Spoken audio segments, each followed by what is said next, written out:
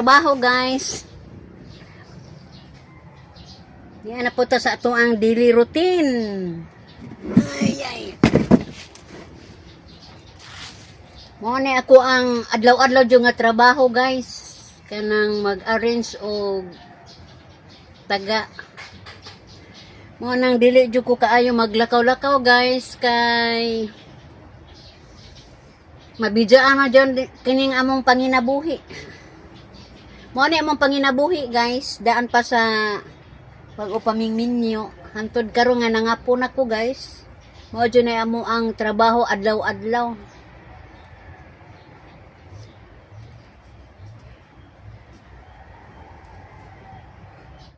A few moments later. Ani uli na sila ani guys, nananagat og gabi eh. Mo ni ilang kuha guys mga pagi. Pila ra kalugas ang isda guys kasagaran pagi kay gabi man. Alabas nga bulinaw mo ilang kuan ani. Ilahang paon. Og ingon man si Junior pagkabuntag guys. Iabot na pud si Ja. Iyahang dawi mo ni. Mamsay ang dawi guys. Kay panagko man yang gida. Ay lang bird pagi panggagmay matong taga labas nga bulinaw. Kani si Ja yang paon ani bulinaw labas gihapon. Pero tuan is dakong laod guys. Palutaw si Ja.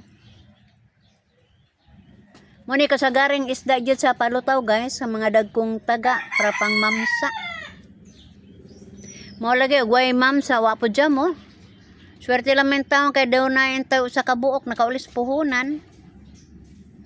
Pasalamat lamang punta guys. Aw hinoon ulit tao pa maning bataan wa pa man ni pamilya guys. Probisa na kay gasolina paon kalangag kahago guys kinanglan jud maghuna-huna ka.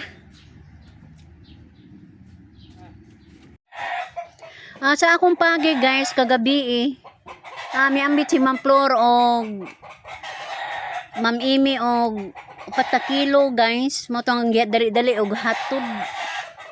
Yatod ako guys kay mo sakar ba sila kuno sa ano nang kinangla alas 6 to anak kuno sila sa may terminal mo na nga gidali-dali entaw nako og hatod kay magpaani kuno si Ma'am Im sa iyang basakan dito sa ano nang mo tong nalipag dako si Ma'am Imi ani guys.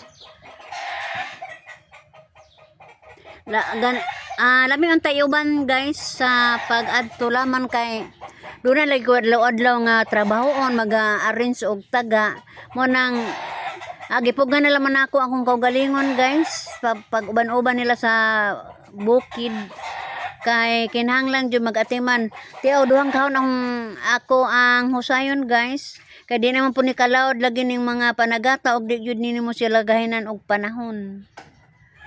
So guys, mara pilingan ako karong buntaga og ako miyon guys. Bye-bye.